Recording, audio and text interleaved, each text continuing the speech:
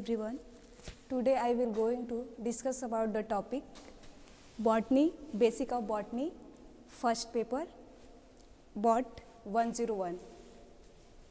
यह जो टॉपिक है हमारा बॉटनी फर्स्ट पेपर का है, जिसका नाम है प्लांट डाइवर्सिटी। यह जो टॉपिक है यह basic of botany paper first से लिया गया है। इसमें आज हम लोग को जो टॉपिक पढ़ना है वो है प्लांट डाइवर्सिटी।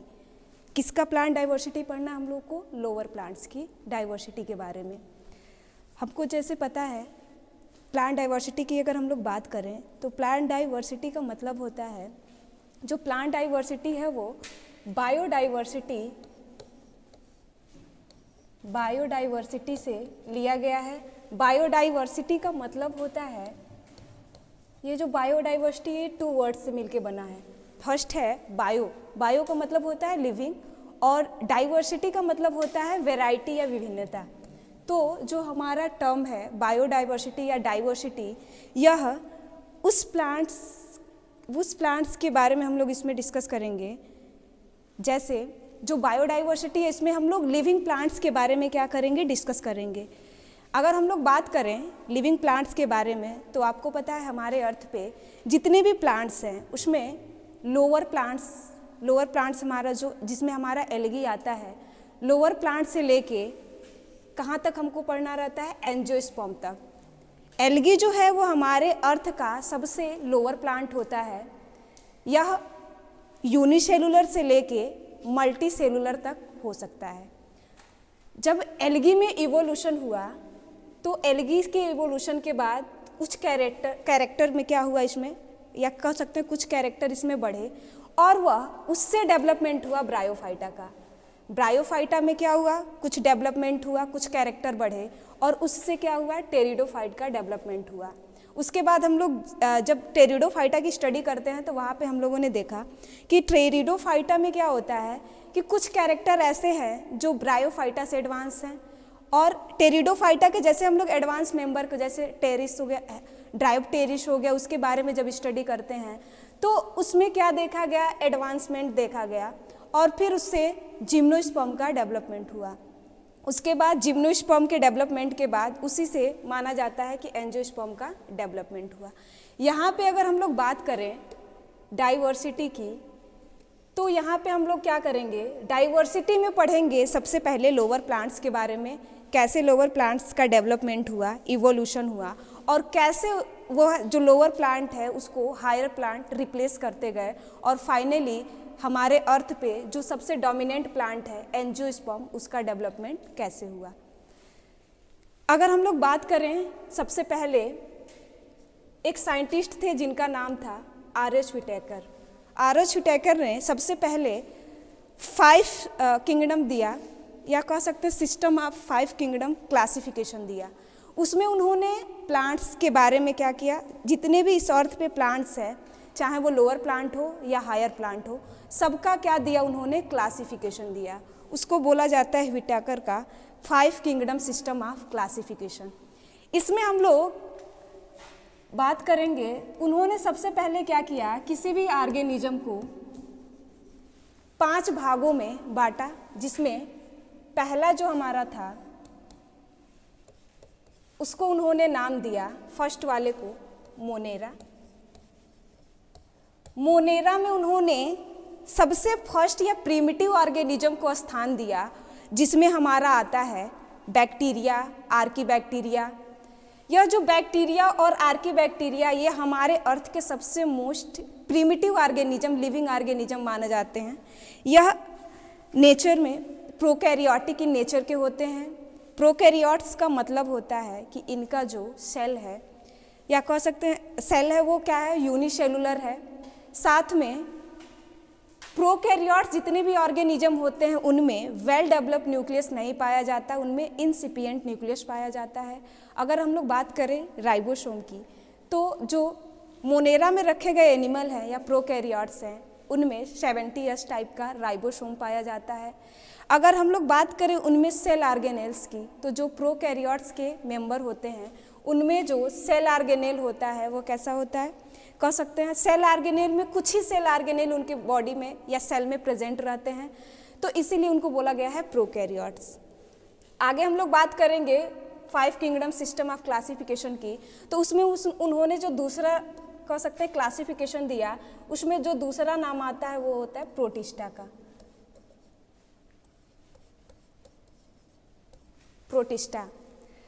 प्रोटिस्टा वह प्लांट किंगडम का पार्ट है जिसमें उन्होंने किसको रखा, एल्गी और साथ में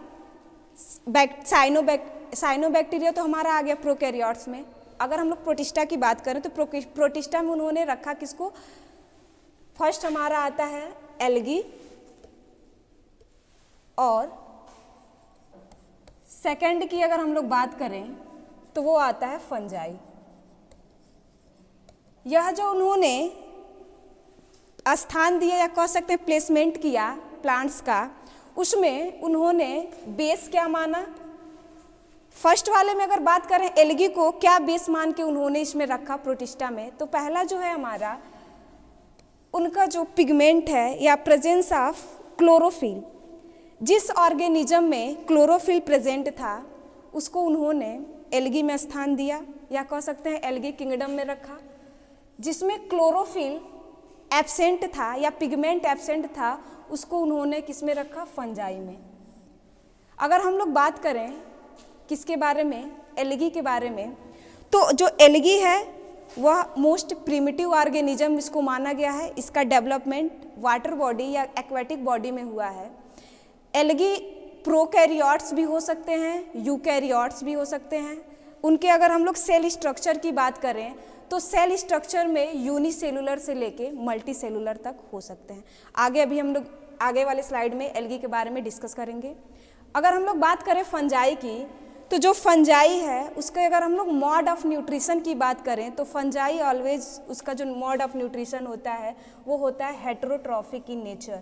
हेटेरोट्रॉफिक का मतलब होता है ऐसे ऑर्गेनिज्म जो अपना भोजन स्वयं नहीं बना सकते, ऐसे ऑर्गेनिज्म को हम लोग बोलते हैं हेटेरोट्रॉफ्स। यह अपने फूड के लिए, भोजन के लिए क्या करते हैं, किसी दूसरे लिविंग ऑर्गेनिज्म पे या डेड एंड डिकेइंग मैटर पे क्या करते हैं, निर्भर रहते हैं, डिपेंडेंट रहते हैं। तो ऐसे ऑर्गेनिज्म को हम लोग बोलते हैं हेटेरोट्रॉफ्स। इसके बारे में हम लोग आगे डिस्कस करेंगे।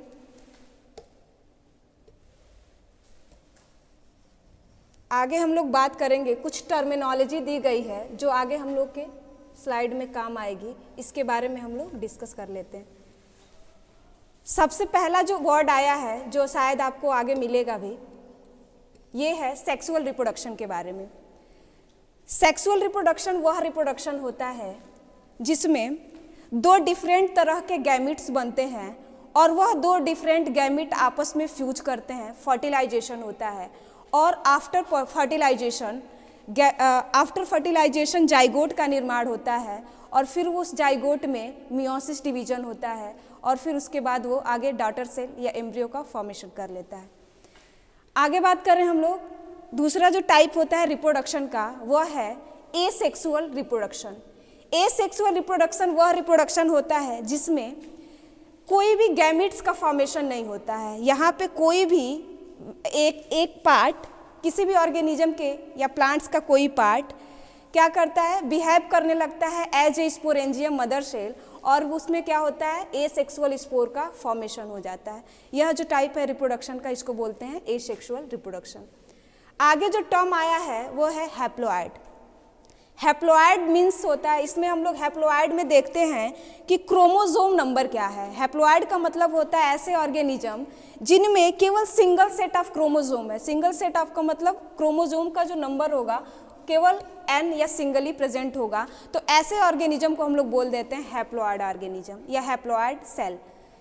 आगे हम लोग बात करते हैं डिप्लॉइड की। डिप्लॉइड का मतलब होता है कि जब उसमें किसी भी सेल में या किसी भी ऑर्गेनिज्म के बॉडी में 2 सेट्स ऑफ क्रोमोसोम होगा, यानी कहने का मतलब जो क्रोमोसोम का नंबर हो वो कितना होगा, 2n होगा। तो ऐसे ऑर्गेनिज्म को या ऐसे सेल को हम लोग बोलते हैं हैप्लॉइड सेल, डिप्लॉइड सेल। आगे हम लोग बात करेंगे अल्टरनेशन ऑफ जेनरेशन की। अल्टरनेशन ऑफ जेनरेशन क्या होता है, तो किसी भी प्लांट्स के बारे में अगर हम बात कर रहे हैं, चूँकि लोअर प्लांट्स के बारे में, तो हम लोग जब पढ़ेंगे एल्गी, ब्रायोफाइटा, टेरिडोफाइटा, तो जब उनकी लाइफ साइकिल को हम लोग डिस्कस करेंगे तो वहाँ पे आएगा ये term alternation of generation. Alternation of generation, ये इसकी हिंदी होती है पीढ़ी एकांतरण। इसका मतलब होता है कि ऐसे ऑर्गेनिज्म की जब हम लोग लाइफ साइकिल डिस्कस करेंगे तो वहाँ पे उनके लाइफ साइकिल में 2 फेजेज आएंगे। एक को बोला जाता है सैप्रोफाइट या सैप्रोफिटिक फेज, एक को बोला जाता है गैमेटोफाइट या गैमेटोफिटिक फेज।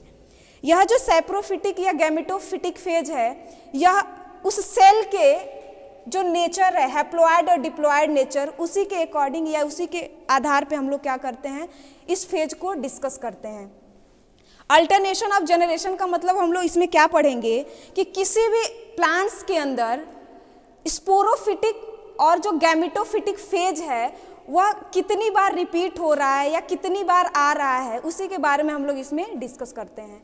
आगे हम लोग बात करेंगे किसके बारे में, गैमेटोफाइट के बारे में। गैमेटोफिटिक फेज का मतलब किसी भी प्लांट के लाइफ साइकिल का वह फेज जिसमें हमेशा जो क्रोमोसोम नंबर होगा सेल्स का वो n होगा, उसी को बोलते हैं गैमेटोफिटिक फेज। स्पोरोफिटिक फेज का मतलब होता है किसी भी प्लांट के सेल का वह स्ट्रक्चर जिसमें जो क्रोमोसोम नंबर है वो कितना होगा, 2n होगा।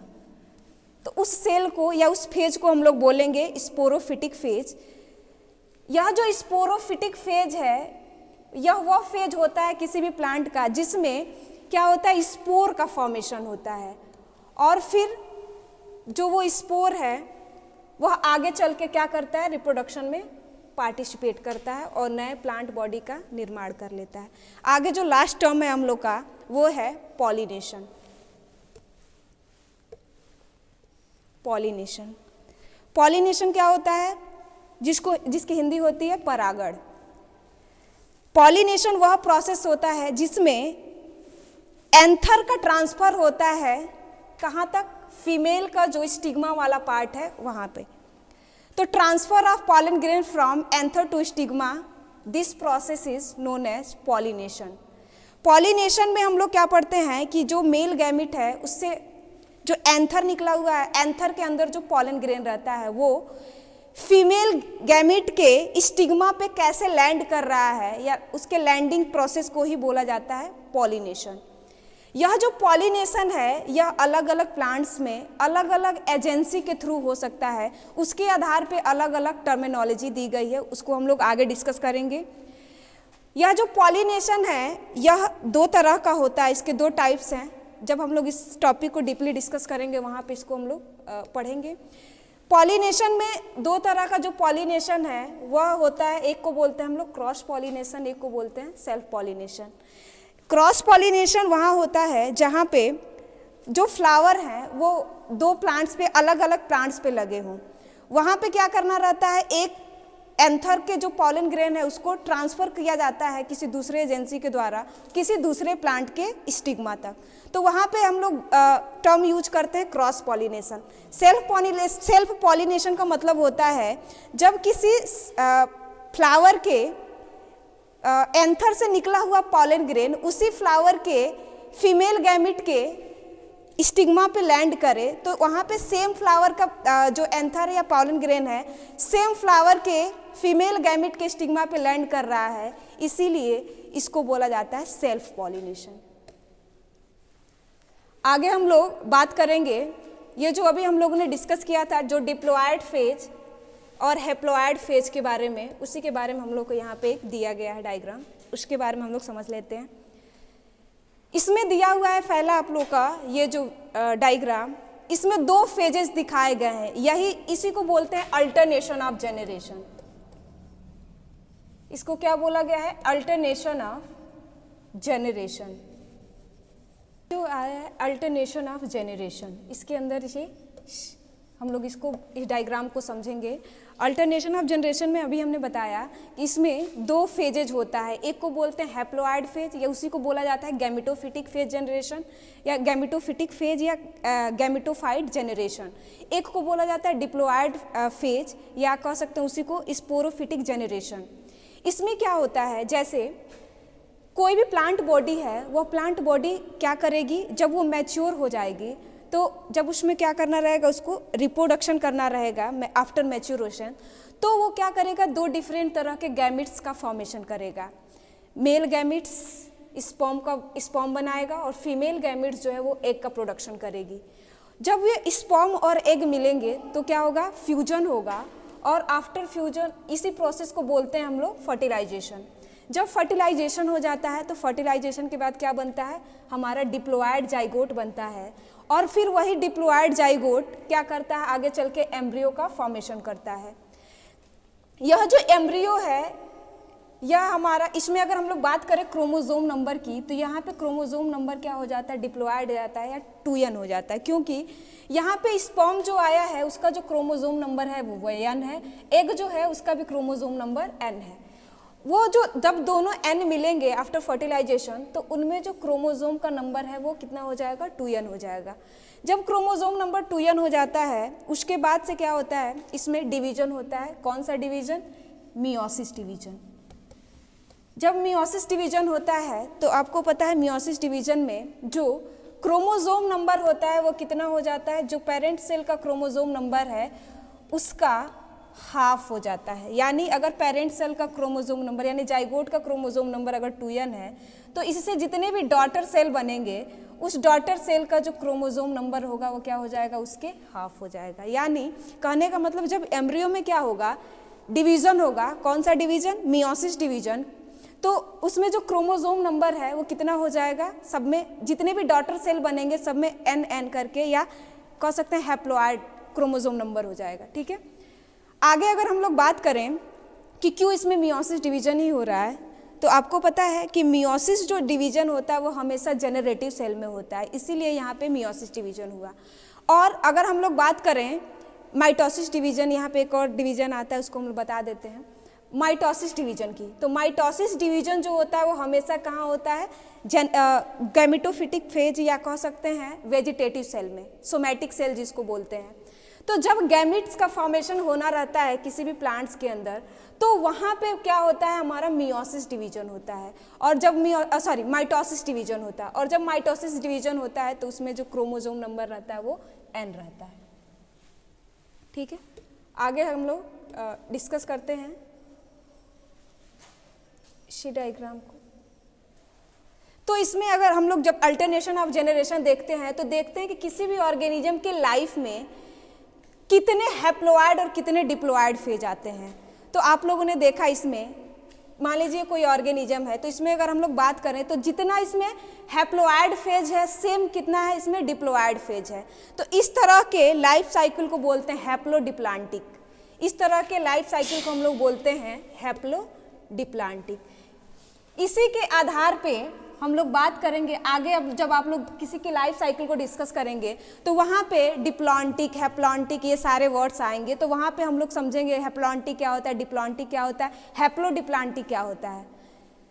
इसमें अगर हम लोग बात करें तो देखिए यहाँ पे जो गैमिट्स का फॉर्मेशन हुआ, स्पर्म ओवा बना, एग बना, और फिर जब फर्टिलाइजेशन हुआ तो फर्टिलाइजेशन के बाद अगर हम लोग बात करें कहाँ तक, मियोसिस तक, तो जब तक इसमें मियोसिस नहीं हुआ रहता है तब तक इसमें जो क्रोमोसोम का नंबर होता है वो 2n रहता है।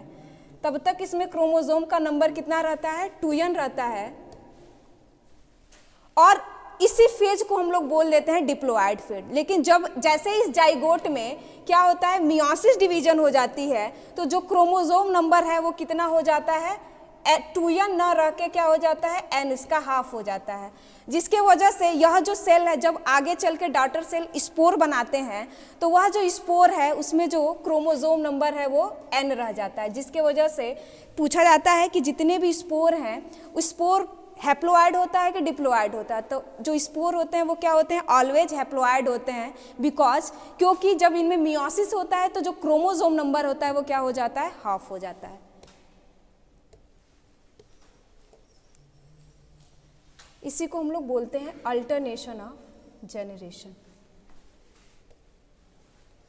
आगे हम लोग बात करेंगे प्लांट डाइवर्सिटी में। सबसे पहले हम लोगों ने बताया कि जो प्लांट्स है वो क्या होता है, प्लांट्स को हारिस हिटाकर ने पहले रखा था थैलोफाइटा में। तो उसी थैलोफाइटा में हम लोग बात करेंगे सबसे थैलोइड प्लांट बॉडी की। और यह जो थैलोइड प्लांट बॉडी है किसकी होती है, एल्गी की। सबसे पहले हम लोग डिस्कस करेंगे एल्गी के बारे में, क्योंकि हमको पता है एल्गी क्या है, हमारे अर्थ का सबसे मोस्ट स्मॉलेस्ट और प्रिमिटिव प्लांट है। तो एल्गी के अगर हम लोग कैरेक्टर की बात करें तो एल्गी हमारा क्या होता है, मोस्ट प्रिमिटिव लिविंग ऑर्गेनिज्म होता है। जो अगर उसके हैबिटेट की हम लोग बात करें तो एल्गी का जो मेन हैबिटेट होता है वो क्या होता है, एक्वेटिक हैबिटेट होता है। वाटर बॉडी में ही मैक्सिमम एल्गी क्या करते हैं, ग्रो करते हैं। यह जो एल्गी है यह ऑटोट्रॉफिक इन नेचर होता है, क्योंकि इसमें क्या पाया जाता है, क्लोरोफिल पाया जाता है, या क्लोरोफिल के अलावा अलग अलग क्लासेस के एल्गी में अलग अलग तरह का पिगमेंट्स पाया जाता है, जिसके वजह से एल्गी क्या होता है, ऑटोट्रॉफिक इन नेचर होता है। एल्गी के अलग अलग एल्गी को सबसे पहले बहुत सारे साइंटिस्ट आए जिन्होंने उसके पिगमेंट्स के आधार पे उसको क्या किया, क्लासीफाई किया। इसको हम लोग आगे डिस्कस करेंगे। अगर हम लोग एल्गी के कुछ जनरल कैरेक्टर के बारे में जानना चाहें तो जो एल्गी है वो क्या होता है, एक यूनिसेलुलर से लेके मल्टी सेलुलर तक हो सकता है। इस एल्गी में हम लोग क्या करेंगे, उसके अगर कुछ पॉइंट्स की बात करें सबसे पहले तो एल्गी हमारा क्या है, पहले हमने पढ़ा ऑटोट्रॉफिक लिविंग ऑर्गेनिज्म होता है। दूसरा हम लोगों ने जाना कि इसमें क्या प्रेजेंट होता है, पिगमेंट प्रेजेंट होता है, जिसके वजह से ये क्या करता है, फोटोसिंथेसिस का प्रोसेस कंप्लीट करता है। उसके बाद हम लोग डिस्कस करेंगे किसके बारे में, इसके रिजर्व फूड मटेरियल के बारे में। तो जो एल्गी है उसके अगर हम लोग रिजर्व फूड मटेरियल की बात करेंगे तो अलग अलग क्लास में अलग अलग तरह का रिजर्व फूड मटेरियल होता है एल्गी के अंदर। जैसे अगर हम लोग बात करें क्लोरोफाइसी के मेंबर के बारे में, एल्गी का एक क्लास है फर्स्ट क्लास जिसको हम लोग बोलते हैं ग्रीन एल्गी या क्लोरोफाइसी। तो अगर हम लोग बात करेंगे क्लोरोफाइसी के बारे में तो क्लोरोफाइसी जो है वो क्या है, एक यूनिसेलुलर से लेके मल्टी सेलुलर तक एल्गा इसमें रिपोर्ट किए गए हैं। उसके सेल स्ट्रक्चर की अगर हम लोग बात करें तो सेल स्ट्रक्चर में इसमें कुछ ग्रीन एल्गी जो हैं वो ओवल शेप के होते हैं, कुछ स्फेरिकल होते हैं, कुछ कॉलोनी बना के रहते हैं जिनको कॉलोनियल एल्गा बोला जाता है, और कुछ इसमें फिलामेंटस एल्गी भी प्रेजेंट होते हैं। फिलामेंटस, उस फिलामेंटस में भी दो तरह के एल्गी हैं, एक जो सिंगल फिलामेंट रखते हैं जैसे ऊडोगोनियम, और कुछ ऐसे एल्गी भी हैं जो क्या रखते हैं, ब्रांच्ड फिलामेंट रखते हैं, जैसे क्लैडोफोरा वगैरह हमारा क्या आ जाएगा इसके एग्जाम्पल में। एल्गी में अगर हम लोग बात करें उसके रिप्रोडक्शन की तो जो एल्गी है उसमें रिप्रोडक्शन अलग अलग क्लास में अलग अलग तरह का रिप्रोडक्शन देखा गया है। जैसे मेन जो रिप्रोडक्शन का जो टाइप होता है वो तो 3 तरह का होगा, जो लगभग हर एल्गी में क्या होगा, हर एल्गी द्वारा इसको फॉलो किया जाएगा। अगर हम लोग इसके रिप्रोडक्शन की बात करें, पहला रिप्रोडक्शन जो होगा एल्गी में वो होगा एसेक्सुअल। अगर हम लोग दूसरे रिप्रोडक्शन की बात करें वेजिटेटिव, और अगर तीसरे टाइप के रिप्रोडक्शन की बात करें तो वो हो जाएगा सेक्सुअल रिप्रोडक्शन। क्या होता है वेजिटेटिव रिप्रोडक्शन, तो जो वेजिटेटिव रिप्रोडक्शन होता है वो वह रिप्रोडक्शन होता है जिसमें कि एल्गी का कोई भी वेजिटेटिव पार्ट क्या करे, एल्गी का कोई भी वेजिटेटिव पार्ट क्या होगा, उसके प्लांट बॉडी से या थैलस से टूट के अलग होगा, और वो टूटा हुआ पार्ट क्या करेगा, जर्मिनेट करके नए प्लांट बॉडी का निर्माण कर देगा। तो वो होता है वेजिटेटिव रिप्रोडक्शन। अब यह वेजिटेटिव जो रिप्रोडक्शन है इसमें भी बहुत सारे टाइप्स हैं, जैसे आप लोग शायद पढ़े होंगे। फर्स्ट है उसमें बर्डिंग, सेकंड है बाइनरी फिशन, थर्ड हम लोग अगर बात करें उसमें फ्रेगमेंटेशन। ये सारे क्या हैं, वेजिटेटिव रिप्रोडक्शन के एग्जाम्पल हैं। फ्रेगमेंटेशन क्या होता है, फ्रेगमेंटेशन का मतलब अगर कोई फिलामेंटस एल्गी है तो फिलामेंटस एल्गी में क्या पाया जाता है, उसके फिलामेंट में सेप्टा बना होता है। सेप्टा का मतलब पार्ट बना होता है। तो अगर हम लोग बात कर रहे हैं किसके बारे में, फ्रेगमेंटेशन के बारे में, तो फ्रेगमेंटेशन का मतलब होता है यहाँ से कोई भी पार्ट क्या होगा, टूट के फ्रेगमेंट टूट के अलग होगा, और फिर ये टूटा हुआ फ्रेगमेंट क्या करेगा, जर्मिनेट करके न्यू प्लांट बॉडी का निर्माण कर लेगा। तो इसको हम लोग बोलते हैं फ्रेगमेंटेशन। बर्डिंग क्या होता है, बडिंग का मतलब होता है जैसे ये कोई हमारी प्लांट बॉडी है, इस पे कोई क्या हो, एक छोटा सा आउट ग्रोथ लाइक स्ट्रक्चर बन जाए और फिर यह आउट ग्रोथ लाइक स्ट्रक्चर क्या हो, किसी कारणवश टूट के इससे अलग हो जाए और टूटा हुआ पार्ट क्या कर ले, जर्मिनेट करके न्यू प्लांट बॉडी का निर्माण कर ले, तो उसको हम लोग बोलते हैं बडिंग। बाइनरी फिशन क्या होता है? बाइनरी फिशन का मतलब ये होता है कि जैसे कोई भी प्लांट बॉडी है, प्लांट बॉडी में क्या होगा, कोई भी उसके एक अगर हम लोग सेल की बात कर लें तो कोई भी अगर सिंगल सेल है तो इस सिंगल सेल में क्या होगा, पहले इवेजिनेशन होगा। इवेजिनेशन का मतलब यहाँ पे क्या होगा, कंस्ट्रिक्शन क्रिएट होगा और क्या होगा, यहाँ पे ये सेल थोड़ा सा अंदर की तरफ इन्वेजिनेट होगी और उसके बाद क्या होगा, इसमें इसके ऊपर क्या बनेगा, प्रेशर बनेगा और प्रेशर की वजह से ये सिंगल सेल है जो वो दो भागों में क्या हो जाएगा, टूट जाएगा। तो इसी को बोलते हैं हम लोग क्या, बाइनरी फिशन। तो ये कुछ टाइप्स थे वेजिटेटिव रिप्रोडक्शन के एल्गी में। आगे हम लोग बात करते हैं एसेक्सुअल रिप्रोडक्शन की। तो जो एसेक्सुअल रिप्रोडक्शन होता है वह ऐसा रिप्रोडक्शन होता है जिसमें कोई भी कह सकते हैं वेजिटेटिव पार्ट ही क्या करता है, बिहेव करने लगता है स्पोरेंजियम मदर सेल जैसे, और फिर उस स्पोरेंजियम मदर सेल के अंदर एसेक्सुअल स्पोर का क्या होता है, फॉर्मेशन होता है और फिर वही एसेक्सुअल स्पोर क्या करता है, आगे जर्मिनेट करके न्यू प्लांट बॉडी का निर्माण कर देता है। उसी को बोलते हैं एसेक्सुअल रिप्रोडक्शन। इसमें किसी भी तरह का गैमिट्स का फॉर्मेशन नहीं होता है, इसमें ना मेल गैमिट बनेगा ना फीमेल गैमिट्स बनेगा। आगे जो टाइप है सेक्सुअल रिप्रोडक्शन, थर्ड टाइप जो है वो क्या है, सेक्सुअल रिप्रोडक्शन। सेक्सुअल रिप्रोडक्शन वह रिप्रोडक्शन होता है जिसमें दो डिफरेंट तरह के गैमिट्स का फॉर्मेशन होता है। वहाँ पे अगर मेल है तो मेल क्या बनाएगा, स्पर्म बनाएगा, फीमेल है तो फीमेल क्या बनाएगी, एग बनाएगी और फिर ये दोनों का क्या होगा, फर्टिलाइजेशन होगा, फ्यूजन होगा और फिर क्या होगा, इससे जाइगोट का फॉर्मेशन होगा। तो यह जो रिप्रोडक्शन होता है जिसमें दो डिफरेंट गैमिट्स बनते हैं, दो डिफरेंट गैमिट्स का क्या होता है, फॉर्मेशन होता है और फिर वो दोनों डिफरेंट गैमिट्स क्या होंगे, दो डिफरेंट गैमिट्स क्या करेंगे, आपस में फ्यूज करके जाइगोट का फॉर्मेशन करेंगे और फिर वो जाइगोट आगे डिवाइड एंड रीडिवाइड होकर न्यू प्लांट बॉडी या न्यू स्पोर का क्या करेगा, फॉर्मेशन कर लेगा। तो ये हो गया रिप्रोडक्शन के बारे में। आगे हम लोग डिस्कस करते हैं प्लांट डाइवर्सिटी में जो नेक्स्ट हमारा टॉपिक है या टर्म है जिसको हम लोग बोलते हैं ब्रायोफाइटा। ब्रायोफाइटा क्या होते हैं? अभी हम लोगों ने बात की एल्गी के बारे में। तो जो एल्गी है वो कैसा था, प्रीमिटिव प्लांट था, उसकी प्लांट बॉडी कैसी थी, थैलोइड थी। थैलोइड का मतलब होता है कि उसमें ना तो ट्रू रूट बनेगा, ना ही ट्रू लीफ का फॉर्मेशन होगा और ना ही ट्रू स्टेम बनेगा। तो ऐसी प्लांट बॉडी जिसमें ना तो ट्रू रूट बने, ना स्टेम बने, ना ही लीफ बने, तो ऐसे प्लांट बॉडी को हम लोग बोलते हैं क्या, थैलोइड प्लांट बॉडी। अगर हम लोग बात करें ब्रायोफाइटा की, तो ब्रायोफाइटा का भी जो प्लांट बॉडी होता है यह भी as a thalloid plant body ही होता है। इसमें भी ना तो ट्रू रूट बनता है, ना ही ट्रू लीफ बनता है, ना ही ट्रू स्टेम का फॉर्मेशन होता है। ब्रायोफाइटा के जो मेंबर होते हैं इनको बोला जाता है एम्फीबियंस ऑफ प्लांट किंगडम। क्या बोला जाता है, एम्फीबियंस ऑफ प्लांट किंगडम। क्यों? क्योंकि यह जो ब्रायोफाइटा के मेंबर हैं ये ऐसे प्लांट्स के मेंबर है जो फर्स्ट टाइम क्या हुए, लैंड पे अपीयर हुए, लैंड पे इनको देखा गया।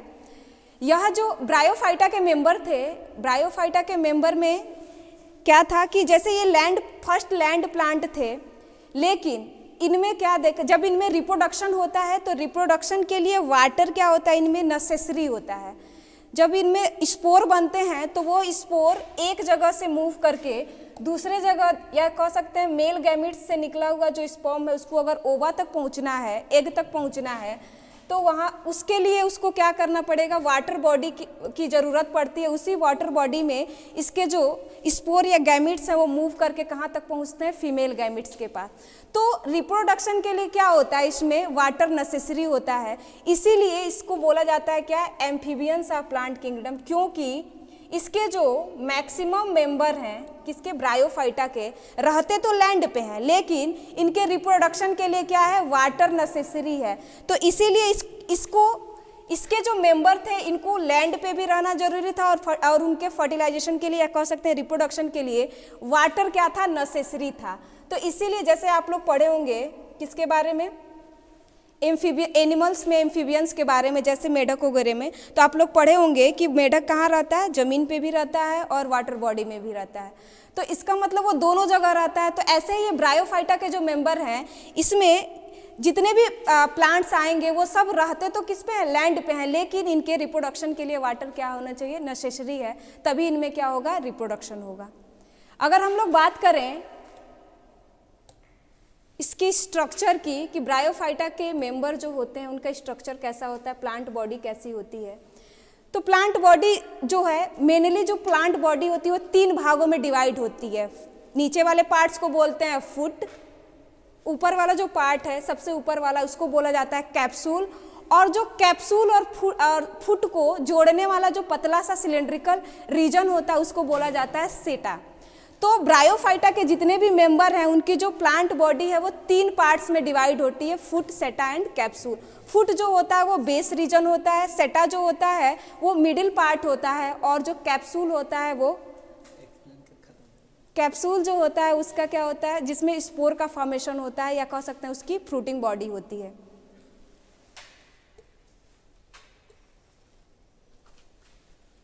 अगर इसके एग्जाम्पल की बात करें तो इसमें आ जाता है रिक्सिया, मार्केंसिया और एंथोसिरास, पीलिया, प्रोला, ये सारे एग्जाम्पल हैं हमारे ब्रायोफाइटा के। आगे हम लोग बात करें टेरिडोफाइटा की, तो टेरिडोफाइटा जो है वह ब्रायोफाइटा से एडवांस मेंबर हैं। टेरिडोफाइटा के मेंबर को बोला जाता है फर्स्ट वेस्कुलर प्लांट, यानी टेरिडोफाइटा ऐसे प्लांट्स हैं जिनमें फर्स्ट टाइम वेस्कुलर बंडल को देखा गया, या फर्स्ट टाइम इसमें वेस्कुलर बंडल को रिपोर्ट किया गया। टेरिडोफाइटा के जितने भी मेंबर हैं जैसे सिलेजिनेला, इक्विसिटम, ये सारे जो मेंबर हैं वो क्या हैं, मोस्टली लैंड प्लांट्स हैं, या कह सकते हैं जो किस पे पाए जाते हैं, लैंड पे पाए जाते हैं। इनमें भी जो वाटर है वो क्या है, रिप्रोडक्शन के लिए क्या होता है, नेसेसरी होता है। आगे हम लोग बात करेंगे जिम्नोस्पर्म के बारे में। तो जिम्नोस्पर्म जो है, यह जो जिम्नोस्पर्म शब्द है सबसे पहले ये 2 वर्ड से मिलकर बना है। पहला जो है जिम्नोस, जिम्नोस का मतलब होता है नेकेड, स्पर्मा का मतलब होता है सीड। जिम्नोस्पर्म वह प्लांट किंगडम होता है जिसके अंदर नेकेड सीड का फॉर्मेशन होता है, इसी के नाम पे इसका नाम पड़ा है जिम्नोस्पर्म। जिम्नोस्पर्म की अगर हम लोग बात करें तो जिम्नोस्पर्म प्लांट किंगडम का, लोअर प्लांट किंगडम का सबसे एडवांस प्लांट है। इसमें जिम्नोस्पर्म के मेंबर में सीड का फॉर्मेशन, इसमें जो वेस्कुलर बंडल होता है पूरा डेवलप होता है। इसके जो प्लांट्स होते हैं उनकी प्लांट्स को अगर हम लोग देखें तो प्लांट्स मोस्टली जो होते हैं वो एडवांस माने गए हैं। इसमें अगर हम लोग बात करें रिप्रोडक्शन की तो इसमें तीनों तरह के रिप्रोडक्शन, वेजिटेटिव, सेक्सुअल और एसेक्सुअल, तीनों टाइप का रिप्रोडक्शन क्या है, इंक्लूड होता है। आगे हम लोग बात करें इसमें एक स्पेशल तरह का स्ट्रक्चर बनता है जिसको बोला जाता है कोन। इसी कोन के अंदर नेकेड सीड का क्या होता है, फॉर्मेशन होता है, क्योंकि आपको पता है जिम्नोस्पर्म में केवल क्या होता है, ओव्यूल पाया जाता है, जिसकी वजह से इसमें क्या होता है, केवल सीड का फॉर्मेशन होता है, इसमें फ्रूट का फॉर्मेशन नहीं होता है। क्यों? क्योंकि जो जिम्नोस्पर्म का जितने भी मेंबर हैं उनमें क्या होता है, ओवरी एब्सेंट होता है, जिसके वजह से उसमें क्या होता है, फ्रूट का फॉर्मेशन नहीं होता। आगे हम लोग बात करेंगे एंजियोस्पर्म के बारे में। जो एंजियोस्पर्म है वो हमारे अर्थ का सबसे एडवांस प्लांट माना जाता है। एंजियोस्पर्म को फ्लावरिंग प्लांट बोला जाता है। एंजियोस्पर्म का दूसरा नाम होता है फ्लावरिंग प्लांट्स, या उसी को हम लोग बोलते हैं फेनरोगेम्स। फेनरोगेम्स का मतलब वह प्लांट जिसमें क्या होता है, फ्लावर्स बनते हैं, ऐसे प्लांट्स को हम लोग बोलते हैं फेनरोगेम्स। यह जो एंजियोस्पर्म है इसको आगे फर्दर 2 सब क्लासेस में डिवाइड किया गया है। फर्स्ट है मोनोकोटिलिडनस, सेकंड है डाइकोटिलिडनस। जो डाइकोटिलिडनस है वह एंजियोस्पर्म का वह प्लांट है जिसमें जिसके जो कैरेक्टर थे वो मोनोकॉट की तुलना में क्या थे, कह सकते हैं कम एडवांस थे। यहाँ पे अगर हम लोग मोनोकॉट की बात करें तो मोनोकॉट जो एंजियोस्पर्म हमारा या फेनोरोगैम्स किंगडम है उसका सबसे क्या है एडवांस प्लांट माना गया है। अगर हम लोग बात करें एंजियोस्पर्म के कैरेक्टर की तो जो एंजियोस्पर्म है वो फ्लावरिंग प्लांट्स है। इसका मतलब ये हमारे आसपास जितने भी प्लांट्स दिखते हैं जिसमें फ्लावर्स हैं वो सब हमारे एंजियोस्पर्म के अंदर इंक्लूड किए गए हैं। अगर हम लोग बात करें एंजियोस्पर्म के कैरेक्टर की तो एंजियोस्पर्म वह प्लांट्स होते हैं जिनमें क्या होता है जो सीड बनता है। सबसे स्पेशल जो कैरेक्टर है इसका उसमें जो सीड बनेगा वह सीड किस में बनेगा सीड कोट में। किस में बनेगा सीड कोट में।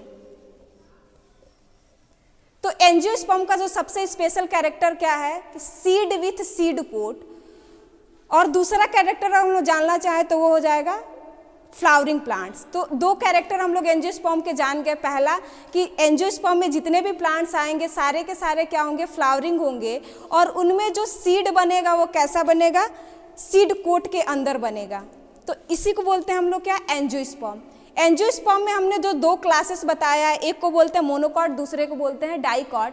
तो जो अगर हम लोग बात करें किसके बारे में डाइकॉट के बारे में और मोनोकॉट के बारे में तो इसमें कुछ डिफरेंसेस हैं। जैसे अगर आप लोग को कोई प्लांट्स दे दिया जाए और बोला जाए कि आप लोग उसको मार्फोलॉजी को देख के या कह सकते हैं उसके एक्सटर्नल कैरेक्टर को देख के आप उसको आइडेंटिफाई करिए कौन मोनोकॉट्स का प्लांट है कौन डाइकॉट्स का प्लांट है।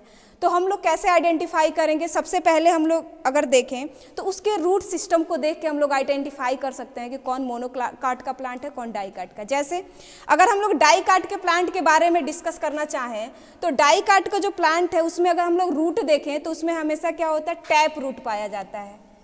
कैसा रूट पाया जाता है डाइकॉट में टैप रूट पाया जाता है। और अगर हम लोग बात करें मोनोकॉट में तो मोनोकॉट में कैसा रूट पाया जाता है एडवेंटेटियस रूट। तो ये एक कैरेक्टर है किसका रूट का किसमें मोनोकॉट और डाइकॉट के डिफरेंसेस में। दूसरी हम लोग बात करें दूसरा जो कैरेक्टर है लीफ के बारे में